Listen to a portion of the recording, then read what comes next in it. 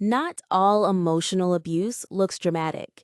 Sometimes nobody is yelling, nobody's throwing things. On the outside, the relationship may even look normal.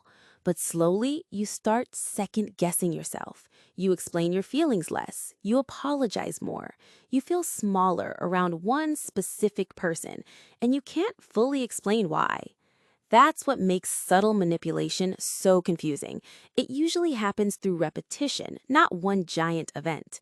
It's less like a sudden collapse and more like water slowly wearing down stone.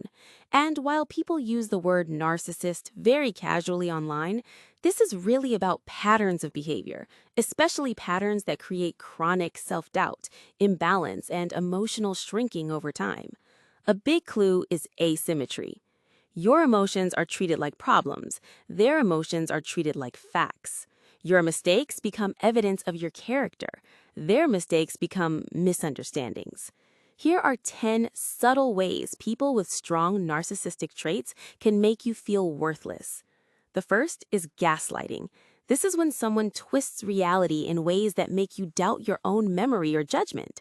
They say things like, "I never said that," or "you always imagine things," even when you clearly remember what happened. Sometimes it's more subtle. They insist your tone was aggressive when you were calm, or they claim you agreed to something you never agreed to. Over time, you stop trusting yourself. You replay conversations in your head, trying to figure out what's real. You may start over-explaining, documenting everything, or asking other people for reassurance constantly. A simple reality check is this: healthy disagreement does not leave you chronically confused about your own memory. If you notice the same pattern repeatedly, writing things down right after conversations can help anchor you in reality. Second is emotional invalidation. This happens when your emotions are constantly dismissed or minimized. "You're too sensitive. You're overreacting. It's not a big deal." Sometimes it sounds caring on the surface, like, "I'm just trying to help you." The emotional effect is powerful because humans build self-worth partly through being understood. When your emotions are repeatedly treated as irrational or inconvenient, you learn to suppress them. You stop bringing things up because it feels pointless or embarrassing. You start feeling guilty for having normal reactions, like hurt, disappointment, or anger. A healthy relationship may disagree with your interpretation, but it still makes room for your feelings. One useful boundary phrase is, "I'm telling you how I feel. I'm not asking permission to feel it." Third is passive aggression. Instead of direct communication, hostility comes out sideways. Sarcastic jokes, eye rolls, silent treatment. Forgetting things that matter to you. Doing something badly over and over until you stop asking for help. What makes passive aggression so destabilizing is the plausible innocence. If you confront it, you risk sounding dramatic. If you ignore it, the disrespect continues. You end up trapped in constant ambiguity, wondering whether you're imagining the tension. A practical response is to focus on impact instead of intent. You don't have to prove someone meant harm to say, "That comment was hurtful," or "When you stop responding for days, it affects the relationship." Fourth is playing the victim. You bring up a concern and suddenly they become the injured party. "I guess I'm just a terrible person. Nobody appreciates me. You're attacking me." The conversation shifts away from the original issue and turns into managing their emotions. Eventually, you start shrinking your needs because every discussion feels emotionally expensive. You may notice that you end up comforting them after they hurt you. Healthy accountability sounds different. It sounds like, "I see why that upset you," not, "Now I'm the victim because you confronted me." Fifth is backhanded compliments and subtle criticism. These comments are designed to sound socially acceptable while still lowering your confidence. "You actually did a good job for once."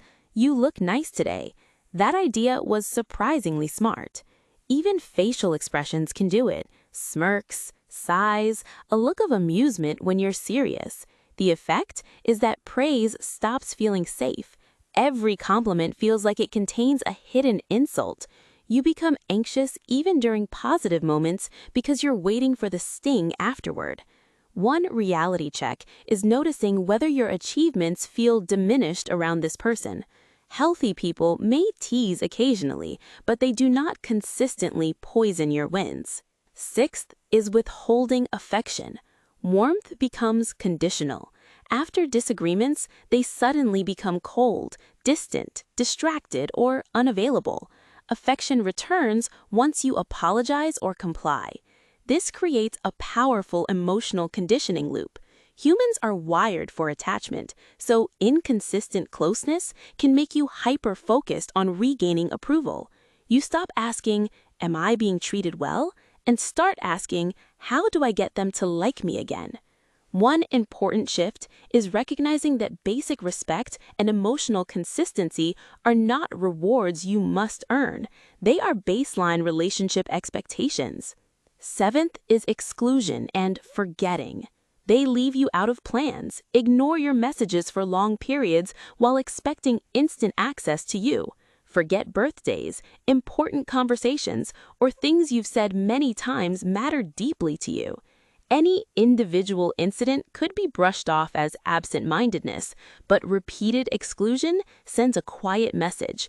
You are not important enough to remember. People often adapt by lowering expectations.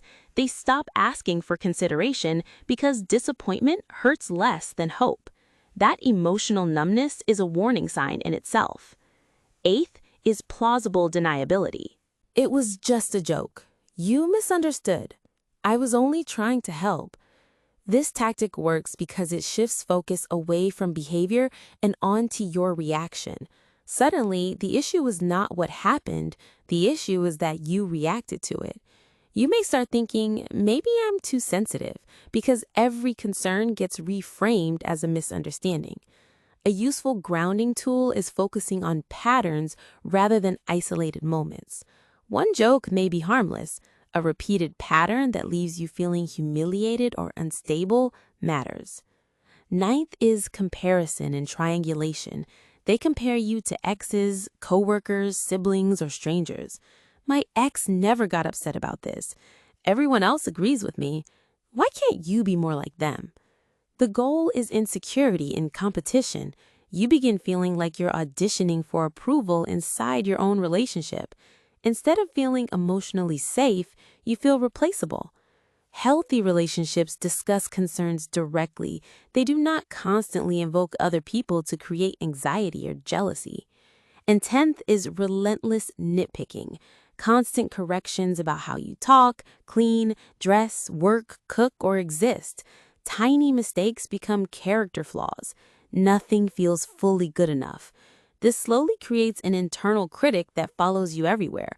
You become tense doing ordinary tasks because you anticipate criticism before it even happens. Some people freeze or procrastinate because perfection feels impossible. A useful response is asking directly, "Are you trying to solve a problem or are you criticizing me?"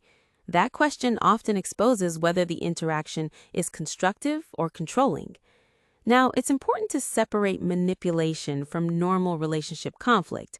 Healthy relationships still have arguments, frustration, and bad days, but there is accountability, repair, mutual effort, respect for boundaries. You generally feel emotionally safe even during conflict. Manipulative dynamics feel different over time. The roles become one-sided. You adapt constantly while they rarely do. Conversations leave you confused instead of resolved, and your sense of self slowly erodes. If you recognize some of these patterns, the goal is not obsessing over labels. The important question is simpler. Does this relationship consistently leave you feeling silenced, anxious, confused, or emotionally diminished? You do not need perfect proof to take your feelings seriously. Confusion itself can be information. Patterns matter, and healthy relationships do not require you to become smaller in order to keep the peace.